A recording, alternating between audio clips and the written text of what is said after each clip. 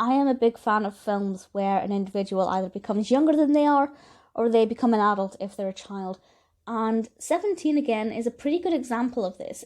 It's actually quite unique because, while I'm certainly not saying this is the only film to do this, rather than an adult just becoming a child, he actually becomes himself again, and he almost gets the chance to do over his high school days and maybe look into the future and see what he could have done differently then to make his life a bit better.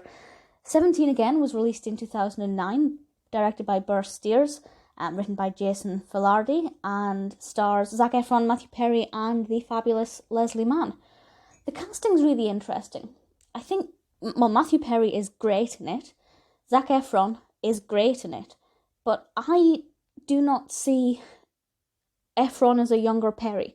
That's not to say that their acting isn't similar, it's not that Efron isn't believable as a younger version of Perry's character, it's Mike O'Donnell. But I just think visually it's not the best casting, and sometimes looking at it I think, is that really what you would look like when you were older?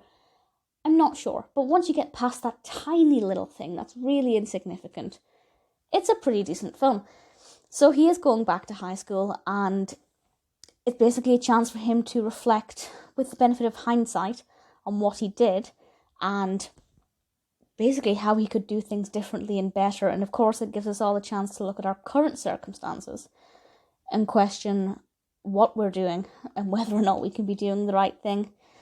And it's a pretty basic moral, it's a basic message, but because it's done with this kind of magic time travel almost, it's a nice reflection, and I really enjoyed it. I thought the performances were very good. As I said, apart from the visual discrepancies I have with the casting, the actual acting is obviously great and nothing I can complain about.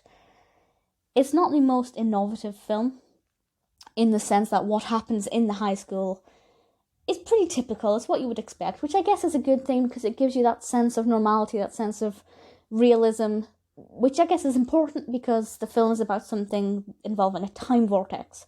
So having the actual activities pretty normal helps us to suspend disbelief just that little bit. It's rated 6.4 out of 10 on IMDb with a Metascore of 48. Now that's quite a low Metascore, but I'd say 6.4 is pretty reasonable, and I'm very happy to agree with that. If you like films like this, I thoroughly recommend it. It's not my favourite age swap film, but certainly it's one that I would be happy to recommend. I'd watch it again. It's not a bad film.